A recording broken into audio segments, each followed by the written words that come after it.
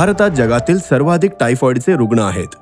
हा आजार फक्त मुलांनाच नव्हे तर कोणालाही होऊ शकतो। सॅल्मोनेला टायफी हे जीवाणू लोकांनी दूषित अन्न किंवा पाणी सेवन केल्याने सहजपणे पसरू शकतात।